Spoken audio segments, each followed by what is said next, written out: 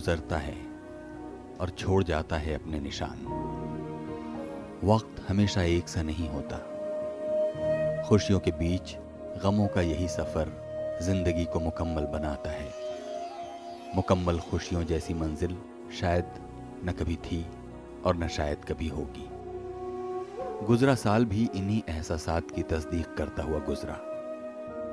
वक्त ने हमसे हमारे जिगर के कई टुकड़ों को हमेशा हमेशा के लिए जुदा कर दिया।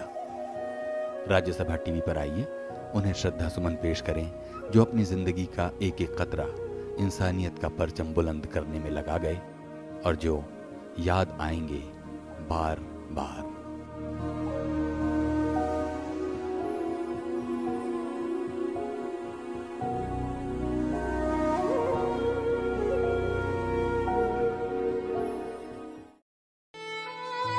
अदम गोंडवी एक किसान शायर थे। गरीबों और मजलूमों के लिए उनके दिल में गहरी हमदर्दी थी। अदम गोंडवी, जिन्होंने हमेशा अपनी शर्तों पर जीवन जिया, उन्होंने लिखा, 100 में 70 आदमी जब आज भी नाशाद हैं, दिल पे रखकर हाथ कहिए, देश क्या आजाद है। उम्र भर गरीब किसान सा सादा और देसी जीवन जीने वाले अदम गोंडवी ने कभी अपने स्वाभिमान और सम्मान के साथ समझौता नहीं किया। अदम गोंडवी की शायरी शहरों की चकाचौंध से निकलकर गांवों का रुख करने की बात कहती है तो कहीं फाइलों के जाल में उलझ गई जिंदगी पर तीखा वार करती है। मैंने अदब से हाथ उठाया सलाम को, समझा उन्होंने इससे खतरा नहीं जाना। चोरी न करें, झूठ न बोलें तो क्या करें, चूल्हे पे क्या वसूल पकाएंगे शाम को। अदम गोंडवी की गज़लें समकालीन कविता से जमीनी रिश्ता कायम करने की ललकार हैं। तभी तो वो कहते थे, गजल को ले चलो अब गांव के दिलकश नजारों में, मुसलसल फन का दम घुटता है इन अदबी इदारों में।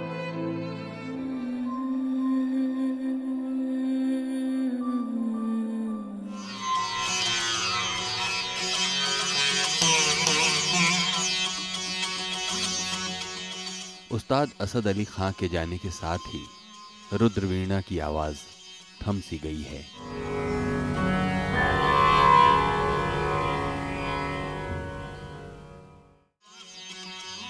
राजस्थान के अलवर में पैदा हुए असद अली खां रुद्रवीणा के सर्वश्रेष्ठ संगीतकार थे।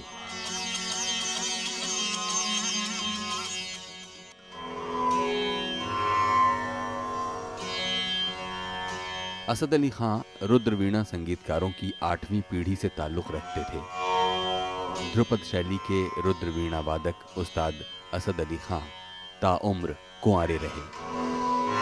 उनके पूर्वज उत्तर प्रदेश और राजस्थान के शाही संगीतकार थे।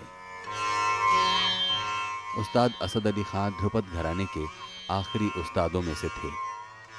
पूरब और पश्चिम के कई देशों में उन्होंने रुद्रवीणा का जादू जगाया।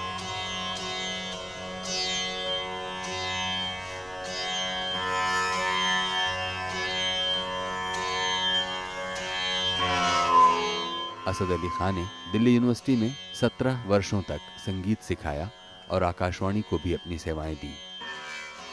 उस्ताद असद अली खां मरते दम तक अपने अनोखे साज की खातिर कोशिशें करते रहे।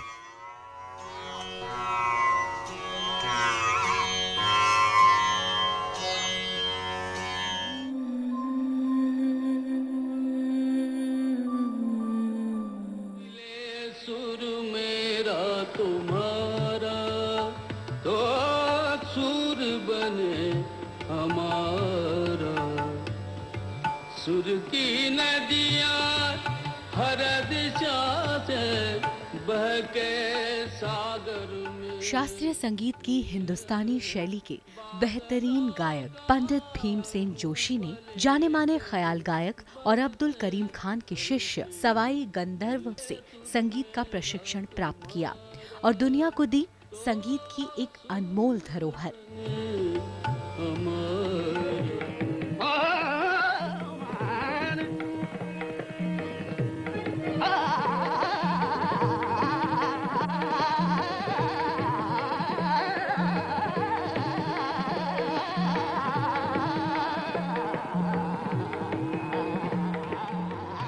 भारत रत्न सम्मान पाकर पंडित भीमसेन जोशी ने कर्नाटक को गौरवान्वित किया है।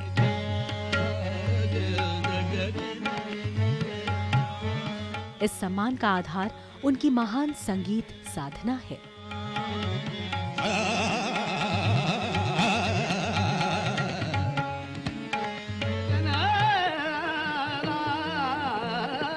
देश विदेश में सर्वाधिक लोकप्रिय हिंदुस्तानी शास्त्रीय संगीत के गायकों में उनकी गिनती सहज ही की जा सकती है।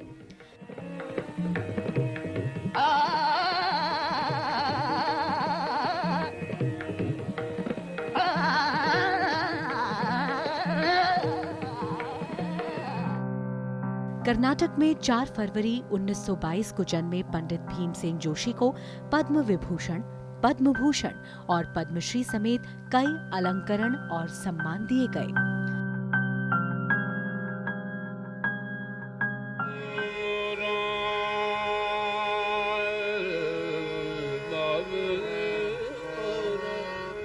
पंडित जोशी को लोकगीत पिया मिलन की आस,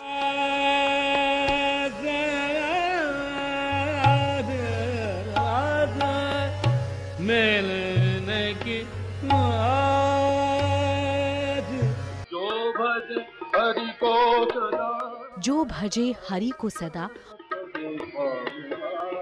मिले सुर मेरा तुम्हारा, और मिले सुर मेरा तुम्हारा आदि के लिए हमेशा याद करेंगे। सुर की नदियाँ हर उन्होंने कई फिल्मों में सदाबहार गानों के लिए अपनी आवाज दी। भारत अपने इस रत्न को हमेशा याद रखेगा और उनकी कमी संगीत जगत भी हमेशा महसूस करता रहेगा।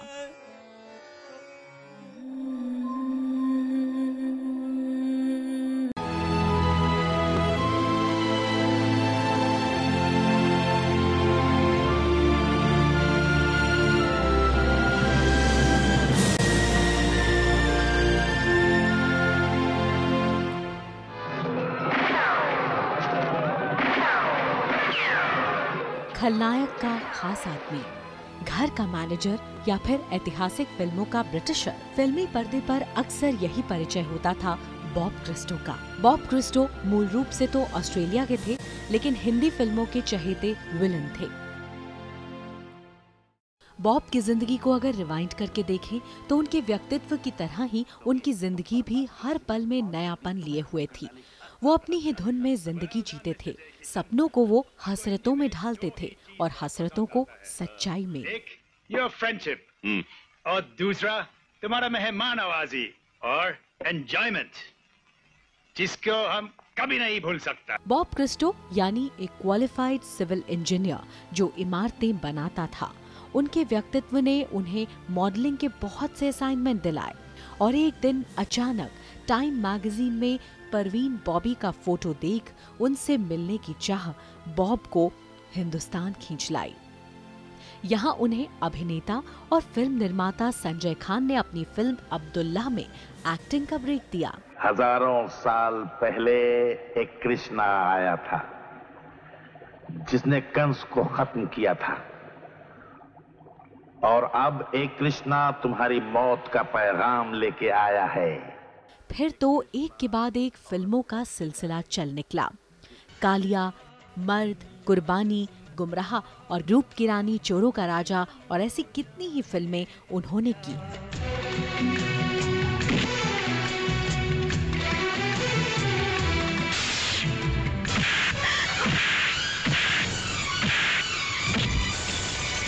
देखा जाए तो बॉब की कहानी भी फिल्मों से कम नहीं थी। अपनी इसी जिंदगी को शब्दों में उतारा और नाम दिया फ्लैशबैक। 20 मार्च 2011 को बुरे किरदार निभाने वाला ये अच्छा शख्स 72 साल की उम्र में हमें हमेशा के लिए अलविदा कह गया, हमसे ये कहते हुए कि जिंदगी को सरहदों में नहीं अपनी शर्तों पर जियो ताकि तुम्हें कभी खुद से गिला ना हो। पर्दे पर भले ही उनके मरने पर देखने वालों को खुशी होती थी, लेकिन असल जिंदगी में उनसे मिलने वाले हर शख्स को दुनिया से उनकी विदाई दुखी कर गई।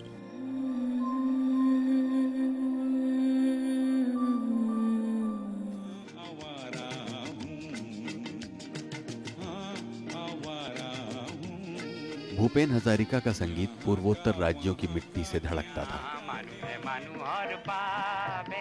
उनके गीत सपनों, उम्मीदों, संघर्षों और समाज के तनावों से हमेशा धड़कते रहे। उनकी आवाज की गहराई में मनुष्यता का इतिहास गूंजता था। 13 साल की उम्र से ही भूपेन हजारिका ने अपनी प्रतिभा का परिचय दिया। भूपेन हजारिका के बांग्ला और असमिया गीतों ने लोकप्रियता के नए नए कीर्तिमान कायम किए। जब उन्होंने हिंदी में गाया तो वो गाने भी आम आदमी की जुबान पर चढ़ गए।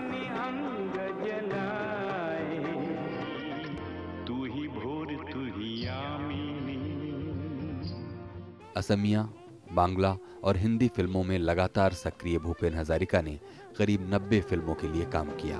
बोलो जी बोलो, ये राज खोलो, हम भी सुने दिल को थाम। या तो है धरती या है गगन, या तो है सूरज या है पवन, उसका तो साजन है ना। दादा साहब फाल्के, संगीत नाटक अकादमी अवार्ड और पद्म भूषण के अलावा भूपेन दा अनेक पुरस्कारों से नवाजे गए। अब ये आवारा, ये यायावर न जाने किस दुनिया में अपने मधुर संगीत का पिटारा छोड़कर चला गया है। यहाँ का वहाँ का कहीं का नहीं हूँ, दिशाओं का मारा हूँ।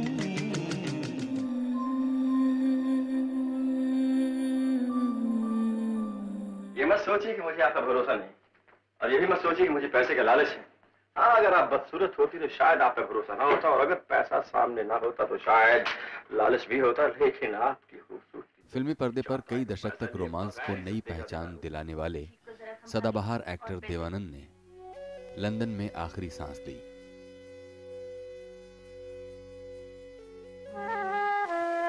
दिल आज शायर है, गम आज नगमा। देवानंद की चाल, मुस्कुराहट और बालों की अपनी अलग स्टाइल थी। उनकी डायलॉग डिलीवरी की भी एक खास अदा थी। एक्टर के तौर पर उन्होंने करियर की शुरुआत 1946 में हम एक हैं फिल्म से की थी। सन 1947 में जिद्दी रिलीज हुई, जिसने उन्हें बतौर एक्टर फिल्म नगरी में स्थापित कर दिया। इसके बाद देव साहब ने पेइंग गेस्ट, बाजी, ज्वेल थीफ, CID, जॉनी मेरा नाम, अमीर गरीब, वारंट, हरे रामा हरे कृष्णा और देश परदेश जैसी कई हिट फिल्में दी। देवानंद, दिलीप कुमार और राज कपूर की तिकड़ी के देवानंद जिंदगी के आखिरी वर्षों तक फिल्में बनाते रहे। जब उनके दौर के एक्टरों ने फिल्मों में नायकों की भूमिका करना छोड़ दी, तब भी देवानंद नायक की भूमिका करते रहे और जॉनी मेरा नाम, देश परदेश और हरे रामा हरे कृष्णा जैसी सुपरहिट फिल्में दी। नाम का तो शोला भड़केगा, दिल धड़केगा, कोई आदत रहे मेरा दिल, तू ही मेरी। गाइड उनकी एक यादगार फिल्म थी। फिल्मों के अलावा भी देवानंद ने सामाजिक जीवन में सक्रिय हिस्सेदारी की। वो एक जिंदा दिल इंसान थे। हिंदी सिनेमा में योगदान के लिए उन्हें दादा साहब फाल्के पुरस्कार से भी सम्मानित किया गया।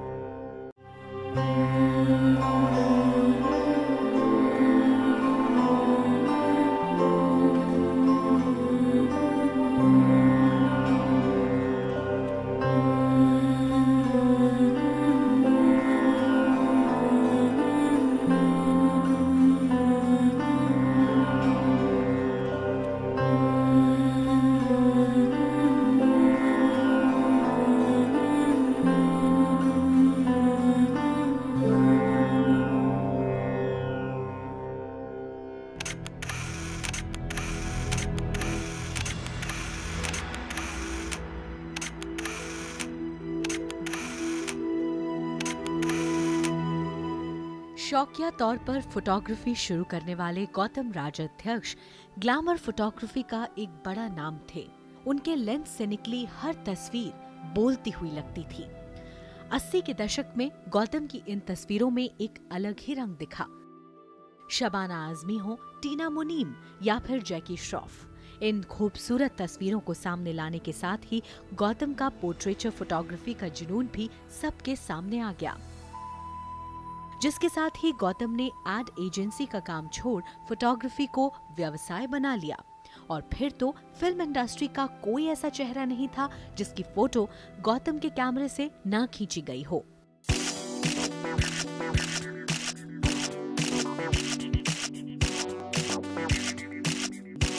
दुर्गा खोटे से लेकर ऐश्वर्या तक गौतम राजाध्यक्ष ने फिल्म जगत की 45 बड़ी हस्तियों को अपने कैमरे में कैद कर उनके अलग अलग अंदाज को कुछ इस तरह फेसेस नाम की बुक में लॉन्च किया।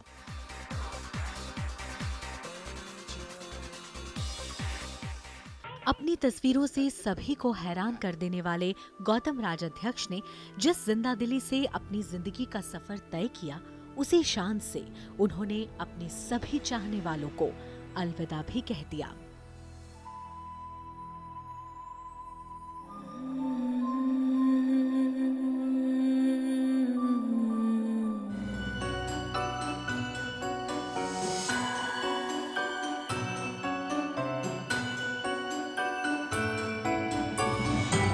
नाटककार गुरुशरण सिंह ने पंजाब में नाटकों के जरिए बदलाव की एक नई लहर पैदा की। ओ वड्या पहलवाना, ओए तू मेरे नाल की बोलेगा? ओ तू वड्डा चोर, ओए तेरा बिल्लू चोर, ओ बिल्लू दी मां चोर, ओए तेरा सारा खानदान चोर।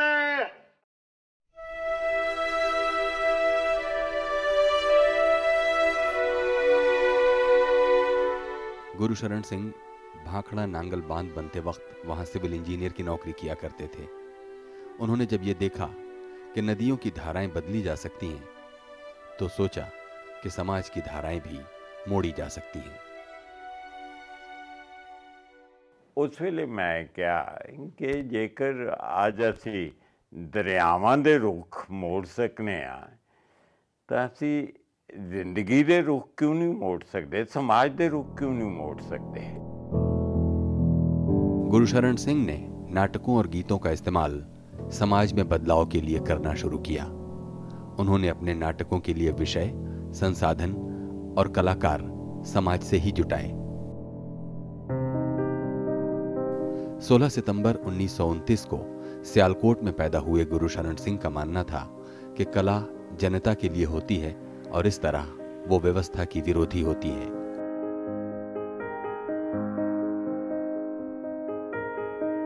गुरुशरण सिंह ने नाटकों के जरिए समाज में अपनी मौजूदगी जताई। 60 के दशक में उन्होंने लगभग 200 नाटक लिखे और उनके हजारों मंचन किए।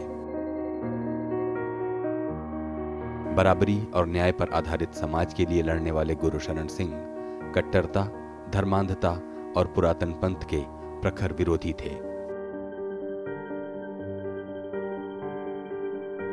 जालंधर टीवी पर चलने वाले उनके लिखे धारावाहिक भाई मन्ना सिंह की धमक गांवों तक पहुंची।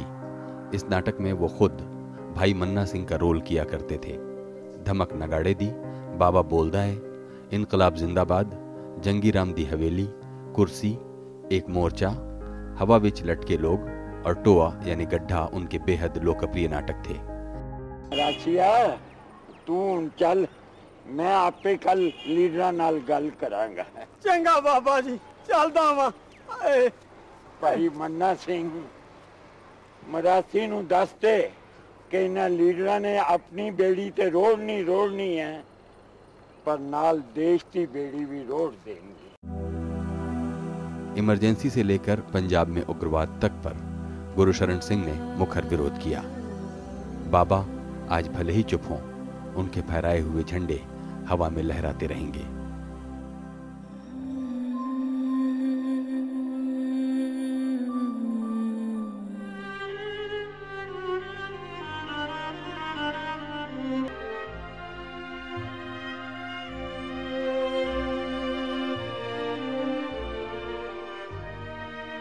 असम में पैदा हुई इंदिरा गोस्वामी ने अपनी प्रतिभा और परिश्रम के बल पर साहित्य जगत में ऐसा स्थान बनाया जिसकी स्मृतियां लंबे समय तक हमारे बीच रहेंगी।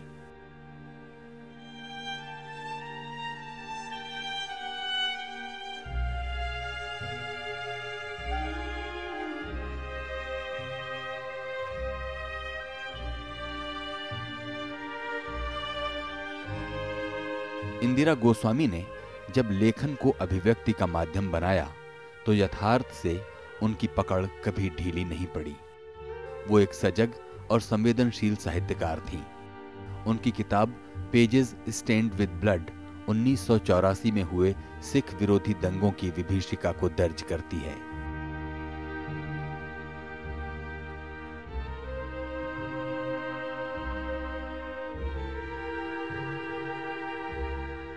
इंसानियत के सुख दुख और सपने हमेशा इंदिरा गोस्वामी के सरोकार का विषय रहे।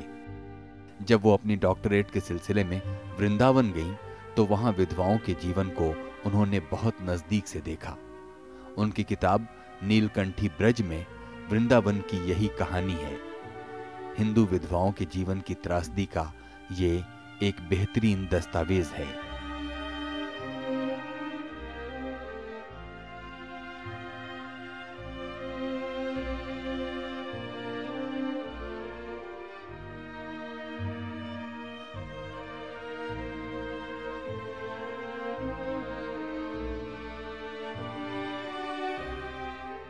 दिल्ली विश्वविद्यालय में पढ़ाते हुए डॉक्टर इंदिरा गोस्वामी ने अध्यापक, शोधार्थी और अकादमिक के रूप में बहुत प्रतिष्ठा पाई। स्ट्रीम ऑफ चेनाब, अहिरन और रस्टेड स्वॉर्ड उनकी 3 ऐसी प्रमुख किताबें हैं जिनमें मेहनतकश और शोषितों के प्रति गहरी सहानुभूति देखी जा सकती है। सघन, संवेदनशील और सार्थक लेखन की दुनिया में इंदिरा गोस्वामी सदा सम्मान के साथ याद की जाएंगी।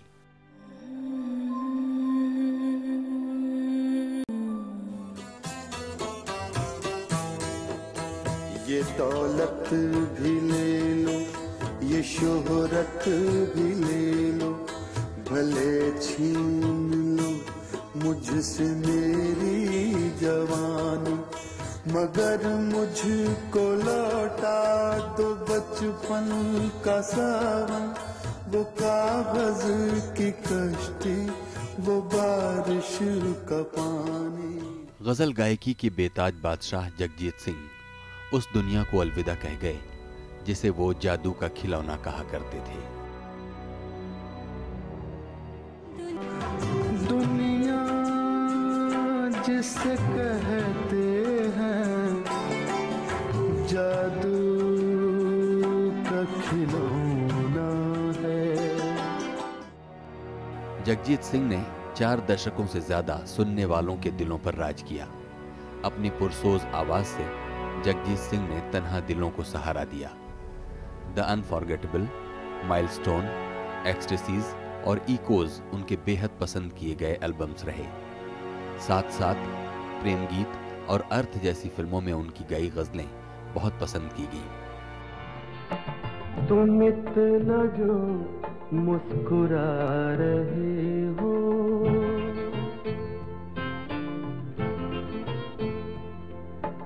तुम इतना जो मुस्कुरा रहे हो, क्या गम है जिसको छुपा रहे हो, क्या गम है जिसको छुपा रहे हो, तुम इतना जो मुस्कुरा रहे हो। जगजीत सिंह का जन्म 8 फरवरी 1941 को श्रीगंगानगर राजस्थान में हुआ था। 12 साल की उम्र से ही जगजीत सिंह को संगीत का शौक था।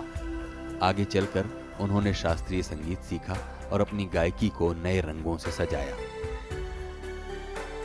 1965 में जगजीत सिंह मुंबई पहुंचे, जहां से शुरू हुई उनकी शोहरत की हैरत अंगेज दास्तान। आज गजल, भजन, गैर फिल्मी गीत और नज़मों के उनके करीब 80 एल्बम्स उनके चाहने वालों का सरमाया है। सिर्फ हिंदुस्तान ही नहीं, दुनिया भर में जगजीत सिंह ने गजलों को लोकप्रिय बनाया। उन्होंने नौजवानों के दिलों में भी गजल और उर्दू अदब के लिए शौक पैदा किया। मिलकर जुदा हुए तो न सोया करेंगे हम,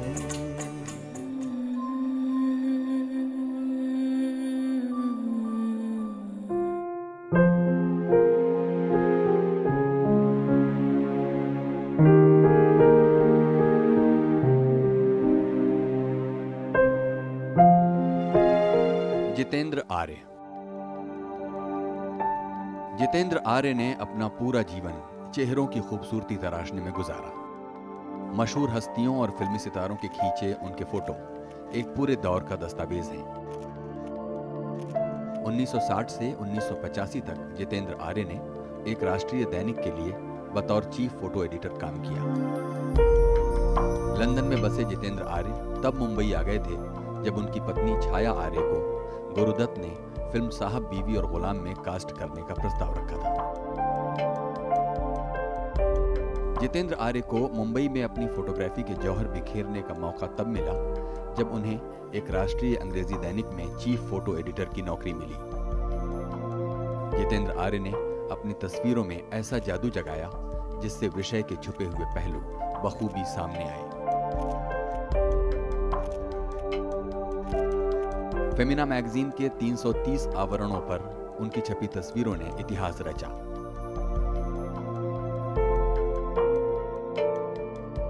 इसके लिए उनका नाम Guinness book of world records में भी दर्ज किया गया। फिल्म से लेकर समाज के तमाम दूसरे हकों से जुड़े नामी गिरामी नामों को जितेंद्र आर्य की कुशल फोटोकारी ने हैरत अंगेज कशिश से भर दिया।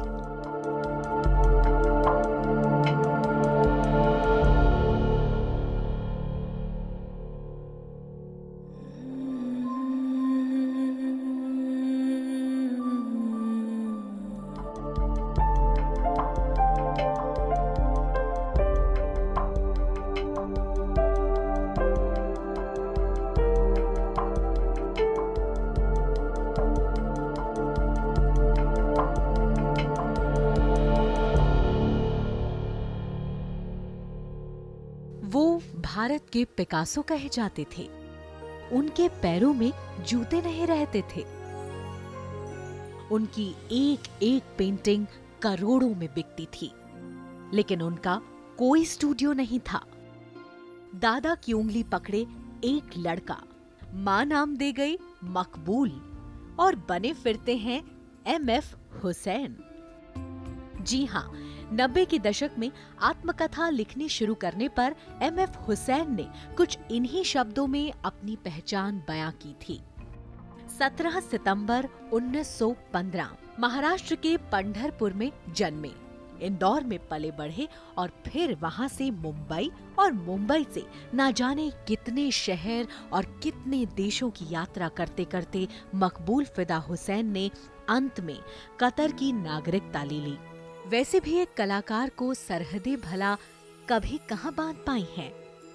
उनमें दीवानगी थी, पेंटिंग के लिए, फिल्मों के लिए, साहित्य के लिए।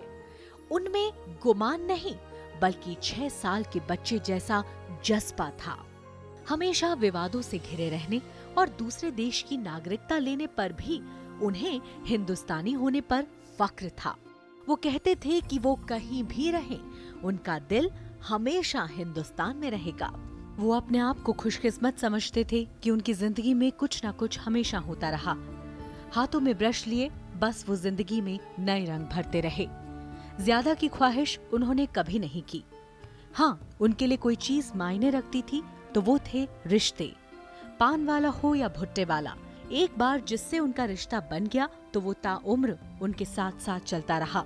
हुसैन को 1955 में पद्मश्री सम्मान से नवाजा गया। 1967 में उन्होंने एक पेंटर के नजरिए से अपनी पहली फिल्म बनाई, through the eyes of a painter. ये बर्लिन फिल्म समारोह में प्रदर्शित हुई और गोल्डन बियर पुरस्कार भी जीता। 1971 में साओ पाओलो आर्ट बाइनियल में पाब्लो पिकासो के साथ विशेष आमंत्रित अतिथि थे हुसैन। उन्हें 1973 में पद्म भूषण सम्मान मिला और 1986 में हुसैन राज्यसभा के लिए नामांकित किए गए। 1991 में उन्हें पद्म विभूषण मिला। कभी फिल्मों की होर्डिंग बनाने वाले हुसैन ने रुपहले पर्दे को भी अपने रंगों से रंगा। माधुरी दीक्षित के साथ गजगामिनी और तबू के साथ मीनाक्षी फिल्मी पर्दे की उनकी खूबसूरत तस्वीरें थी। 96 साल की उम्र में ब्रश उठाने वाला उनका हाथ अब थम गया। जज्बा तो बहुत बाकी था, लेकिन उनकी सांसों ने उनका साथ छोड़ दिया। उनकी यादें उनकी पेंटिंग के रूप में हमेशा हिंदुस्तान की सांसों में बसी रहेंगी।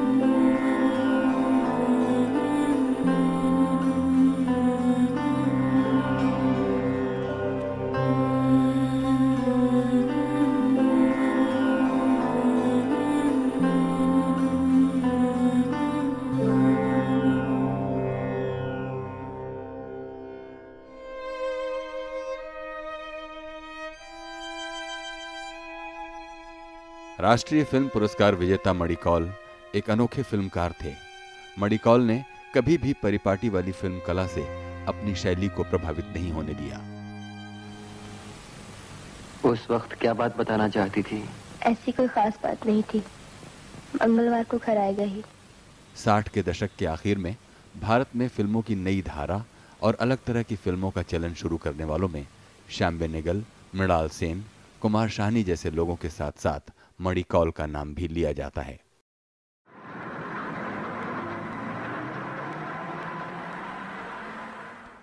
अब तक क्या किया, जीवन क्या जिया, उदरम भरी बन अनात्म बन गए, भूतों की शादी में कनात से तन गए, किसी व्यभिचारी के बन गए बिस्तर, दुखों के दागों को तगमों सा पहना, अपने ही ख्यालों में दिन रात रहना, असंख्य बुद्धि व अकेले में सहना, जिंदगी निष्क्रिय बन गई तलगर।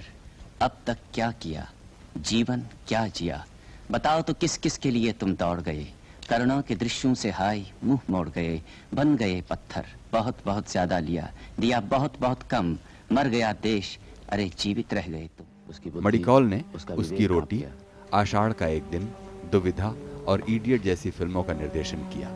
उन्हें देश विदेश में काफी सराहना मिली। उनकी 4 फिल्मों को फिल्म फेयर क्रिटिक्स अवार्ड मिल चुका है। ये 4 बरस तो स्वप्न थे, ओझल हो गए, भला सपने का क्या सहारा, और कितनी उसकी जड़ें गहरी। कोई पुरुष इस बात की जानकारी चाहता तो मैं उसे हाँ या ना में कुछ जवाब ही देती, पर एक औरत का हृदय पाकर इसने यह बात मुझसे पूछी, इसका मैं क्या उत्तर दूं? राजस्थान में कश्मीरी मूल के परिवार में जन्मे मणिकौल ने FTII से पढ़ाई की और फिल्म निर्देशन के क्षेत्र में उतरे। जल्द ही उन्होंने प्रयोगात्मक फिल्में बनाकर अपनी अलग जगह बनाई। व्यावसायिक फिल्मों की तड़क भड़क से दूर वो जिंदगी भर अपनी तरह की फिल्में बनाते रहे।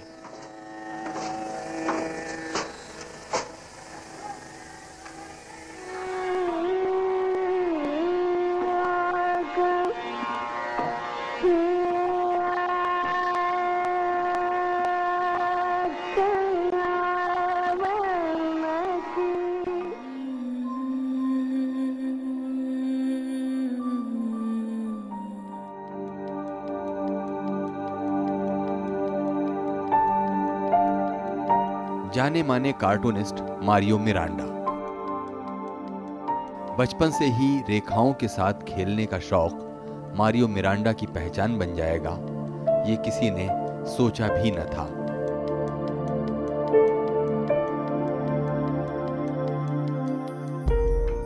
गोवा में पैदा हुए और पले बढ़े मारियो ने अपनी अलग शैली ईजाद की थी। उनके रचे चरित्र मिस नींबू पानी और मिस फोंसेका खूब लोकप्रिय हुए।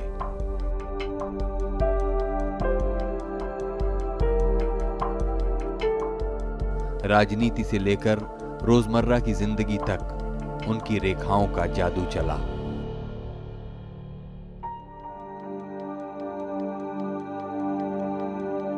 मिरांडा की ख्याति उस वक्त बढ़ी जब वो अंग्रेजी पत्रिका इलस्ट्रेटेड वीकली ऑफ इंडिया के साथ काम कर रहे थे। America, Japan, Brazil, Australia, France समेत 22 देशों में वो अपने कार्टूनों की एकल प्रदर्शनी लगा चुके थे।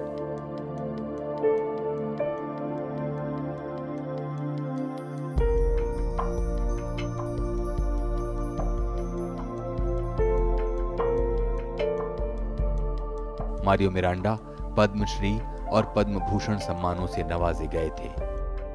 अखिल भारतीय कार्टूनिस्ट संगठन बेंगलुरु ने उन्हें लाइफ टाइम अचीवमेंट अवार्ड से भी सम्मानित किया था।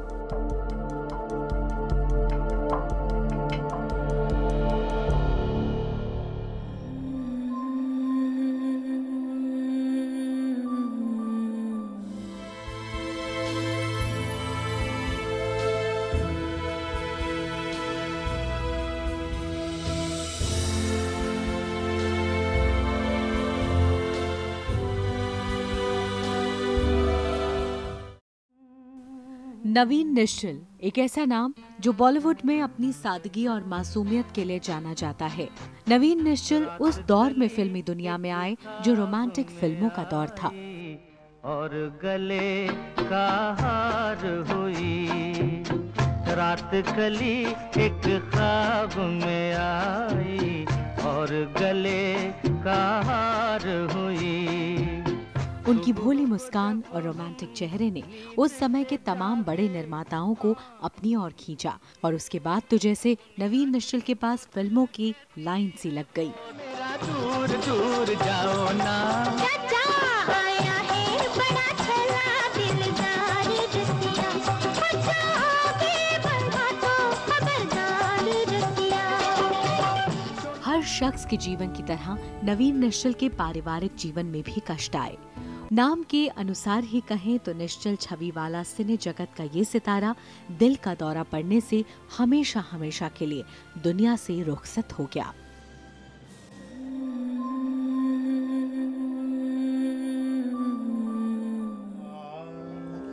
गरे नीद सानी गरे गरे नीद सानी गरे ग। डागरवाणी परंपरा के ध्रुपद गायक उस्ताद रहीम फहीमुद्दीन खान डागर अपने गंभीर, शांत और शुद्ध गायन के लिए उन्हें सदा सम्मान के साथ याद किया जाएगा। हम ते तुम ते रसरीति बढ़े तुम ते नहीं नेक दगा करी है तन ते मन ते गुण ते धन ते प्रीत के पंथ बगा करी।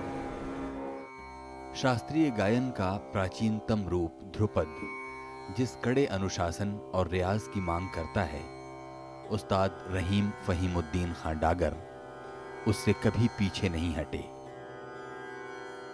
डागर परिवार की संगीत धारा के तार मुगल बादशाह बाबर के जमाने से जुड़े हैं और इस धारा के एक प्रमुख स्तंभ थे पद्म भूषण उस्ताद रहीम फहीमुद्दीन खान डागर।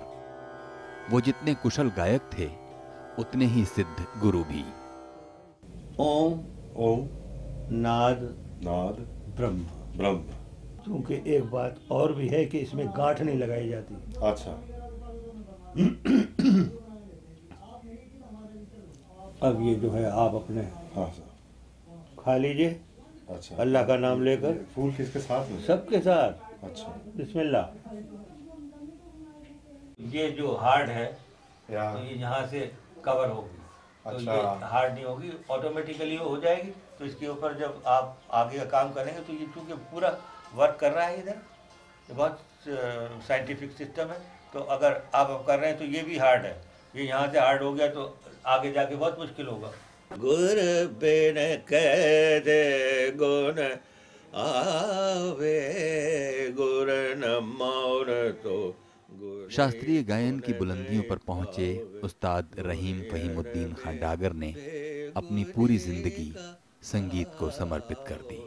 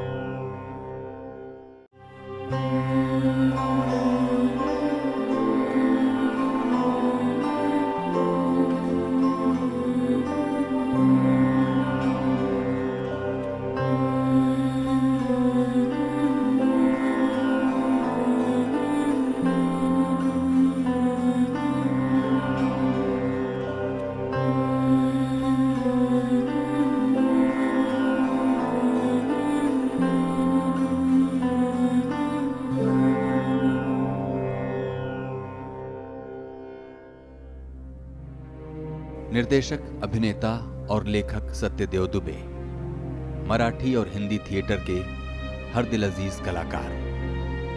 सत्यदेव दुबे ने श्याम बेनेगल के भारत एक खोज में जब चाणक्य की भूमिका निभाई तो कहा गया कि उनसे बेहतर इस चरित्र को दूसरा कोई पेश नहीं कर सकता था। मुझसे क्या चाहते हो? मुझे अपना शिष्य बना लीजिए। मुझसे क्या सीख पाओगे? मैंने सुना है आप अर्थशास्त्र पर ग्रंथ लिख रहे हैं। लिखना शुरू भर किया है, अभी पूरा नहीं किया, पर उसे सीखकर तुम्हारा क्या कल्याण होने चला है? आचार्य, मैं सम्राट बनने की कामना रखता हूँ, मगध का सम्राट। तुम सम्राट? अरे तुम तो क्षत्रिय भी नहीं हो, मेंढकी को जुकाम हुआ चाहता है। आचार्य, मगध का राजा नंद क्या क्षत्रिय है? ना हो, पर उसके पास राज्य तो है। चंद्रगुप्त, अर्थशास्त्र राज्य को संगठित करना, प्रशासन करना सिखाता है। ये तुम्हारे काम की चीज नहीं। इससे तो उन्हीं को लाभ होगा जिन्हें प्रशासन करना है और प्रशासन करने के लिए जिनके पास राज्य है। छत्तीसगढ़ के बिलासपुर में पैदा हुए सत्यदेव क्रिकेटर बनना चाहते थे और यही इच्छा उन्हें मुंबई ले गई। हालात कुछ ऐसे पलटे कि सत्यदेव दुबे थिएटर की दुनिया में पहुंच गए। नाटकों के गुरु एक सत्यदेव दुबे, हाँ नाटकों के गुरु एक सत्यदेव दुबे, जिनके पास आते हैं चेले अजूबे। जो समझ गए फोकस वो मंच पर है उभरे, जो समझ गए फोकस वो मंच पर है उभरे। जो ना समझे फोकस वो सीरियल में डूबे, जो ना समझे फोकस वो सीरियल में डूबे। धनानंद, होश में आ। तुझ पर ताकत का नशा सवार हो गया है। चाणक्य विष्णुगुप्त अपनी इच्छा से बेबुलाए तेरे राज्यसभा में आया और तू बुद्धि को खोलकर पी गया है। तू जड, तू ये भी नहीं समझता तेरी भलाई किसमें है, मगध की भलाई किसमें है। अपनी निर्लज्जता का मूल्य चुकाएगा तू, मरेगा तू, ध्वंस होगा। ले देख, ये ब्राह्मण अपनी शिखा खोलता है। मैं तब तक ये शिखा नहीं बांधूंगा जब तक नंदवंश को पाटलिपुत्र से जड़ समेत उखाड़कर फेंक नहीं देता। नाश हो तेरा, नाश। 1970 के दशक में सत्यदेव दुबे ने कई फिल्मों की पटकथा और संवाद लिखे। निशांत, अंकुर, कलयुग और भूमिका फिल्मों के अलावा उन्होंने कई नाटक लिखे और निर्देशित भी किए। उनके सिखाए अनेक रंगकर्मी समकालीन रंग जगत में सार्थक कर रहे हैं। सत्यदेव दुबे रंगकर्म की एक संस्था के रूप में हमेशा याद किए जाएंगे।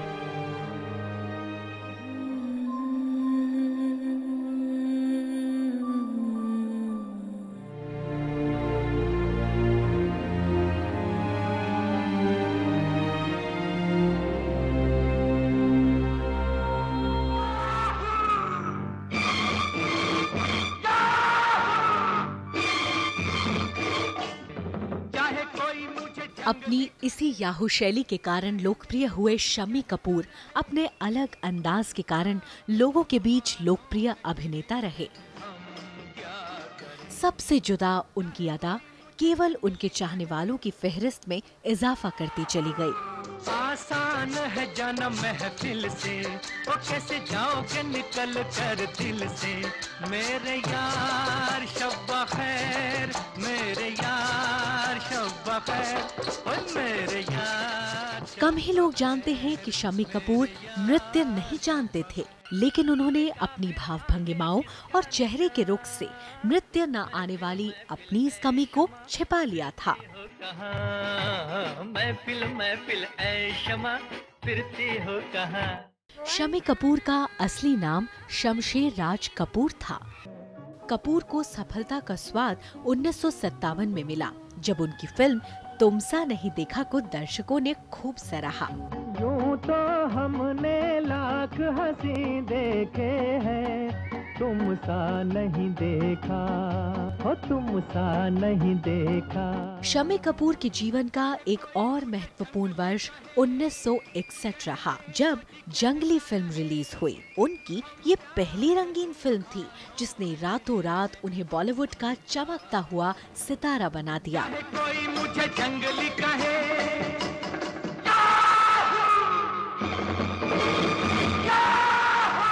अभिनेता के रूप में शम्मी कपूर को 1969 में ब्रह्मचारी फिल्म के लिए सर्वश्रेष्ठ अभिनेता का फिल्म फेयर अवार्ड मिला।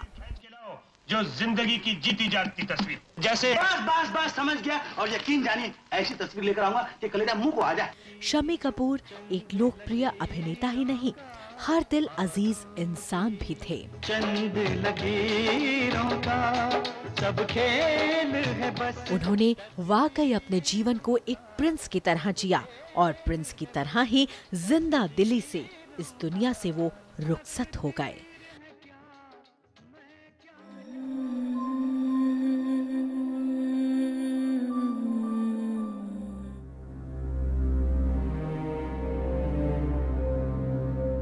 हिंदी साहित्य का बड़ा नाम श्रीलाल शुक्ल। प्रशासनिक सेवा में रहे श्रीलाल शुक्ल ने उत्तर भारत के गांवों कस्बों को बेहद नजदीकी से देखा। इसी यात्रा ने उनमें व्यंग्य को जन्म दिया। उनका उपन्यास राग दरबारी उस दौर की एक मिसाल थी, जिसने आजादी के बाद पनपे भ्रष्टाचार, भाई भतीजावाद और प्रजातंत्र के नाम पर चल रही बेईमानी को बेबाकी से सामने रखा। कीचड़ में कीचड़ ही पनपता है, वही फैलता है, वही उछलता है। कीचड़ से बचो, ये जगह छोड़ो, यहाँ से पलायन करो। श्रीलाल शुक्ल को राग दरबारी पर 1969 के साहित्य अकादमी पुरस्कार से सम्मानित किया गया। उसके बाद तो साहित्य की दुनिया में श्रीलाल शुक्ल नए मुकाम हासिल करते गए। मकान, सोनी घाटी का सूरज, पहला पड़ाव, अज्ञातवास, विश्रामपुर का संत जैसी रचनाओं से साहित्य जगत में उन्होंने खासी जगह बना ली।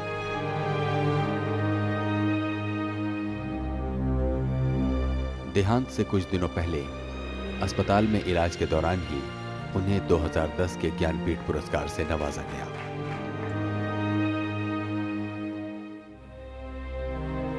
हिंदी साहित्य की दुनिया के लिए श्रीलाल शुक्ल का जाना एक गहरा आघात है।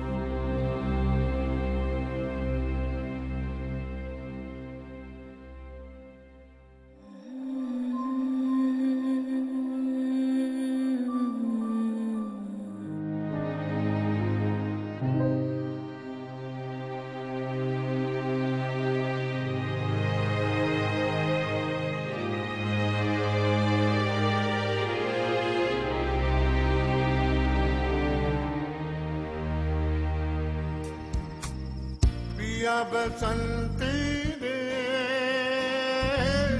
काहे सताए आजा। शास्त्रीय गायक यूं तो फिल्मों में कम ही गाते हैं, लेकिन जब जब रुपहले पर्दे पर संगीत की सधी हुई आवाज उभरी तो कानों में मानो जादूगरी सी कर गई। जानी क्या जादू किया। ऐसी ही जादूगरी पैदा करती एक आवाज थी सारंगी नवाज और शास्त्रीय गायक उस्ताद सुल्तान खान की, जिन्हें सुनकर एहसास होता था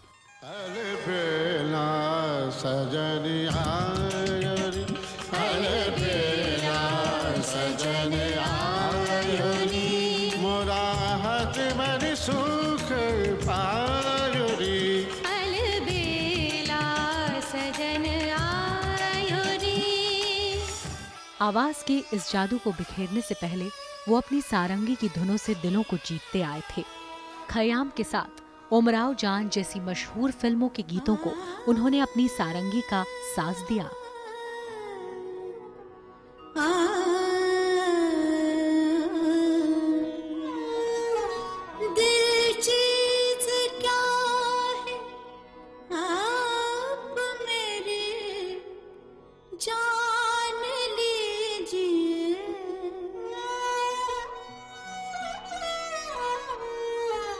गायन की बजाय सारंगी हमेशा उनका पहला प्यार रहा।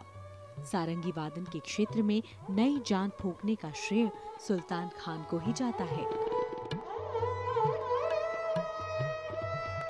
खान का जन्म हुआ था राजस्थान के सारंगी वादकों के परिवार में। शुरुआत में उन्होंने अपने पिता उस्ताद गुलाम खां से तालीम ली। बाद में उन्होंने इंदौर घराने के जाने माने शास्त्रीय गायक उस्ताद अमीर खां से संगीत के हुनर सीखे। खुद को सारंगी वादक के तौर पर साबित करने के बाद उस्ताद सुल्तान खान ने लता मंगेशकर, खयाम, संजय लीला भंसाली जैसी मशहूर हस्तियों और पश्चिमी देशों के संगीतकारों के साथ काम किया।